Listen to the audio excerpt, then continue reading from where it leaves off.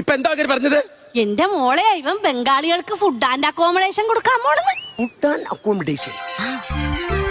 Food ഞാനിക്കറിയാം, ഞാനിങ്ങനെ പിള്ളേരൊക്കെ പറഞ്ഞ് കേട്ടിട്ടുണ്ട്. ഫുഡ് എന്ന് പറയുമ്പോൾ ആഹാരം, ഈ അക്കോമഡേഷൻ എന്ന് പറയുമ്പം ഇതിലൊഴിക്കുന്ന എന്തെങ്കിലും കറികളാണോ?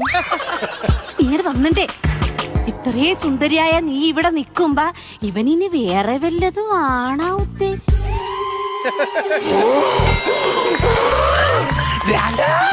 ഞാൻ കോളേജിൽ പഠിക്കുന്ന സമയത്ത് റോഡുകളിലൂടെ നടന്നു പോകുമ്പോ ചെറുപ്പക്കാരന്റെ മുഖത്ത് നോക്കും, പക്ഷെ നോ അക്കോമഡേഷൻ.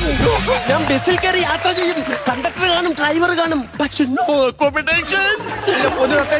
നിങ്ങൾ ജോലിക്ക് പോകോ, പോയിട്ട് തിരിച്ചുകൂടെ വന്ന് ആഹാരം കഴിക്കോ, എന്നിട്ട് കിടന്ന് ഉറങ്ങോ, പക്ഷെ നോ അക്കോമഡേഷൻ. എന്റെ കുടുംബത്തില് എന്റെ അച്ഛനുണ്ട്, എന്റെ ആങ്ങളമാരുണ്ട്, എല്ലാവരും ജോലിക്ക് പോകും, തിരിച്ചു വരും, പക്ഷേ നോ അക്കോമഡേഷൻ. എന്നിട്ട് ഇവന്മാരെല്ലാം ജോലിക്ക് പോയിട്ട് വന്നിട്ട് കാട്ടിലാണ് കിടന്നുറങ്ങുന്നത്. മനസ്സിലായില്ല?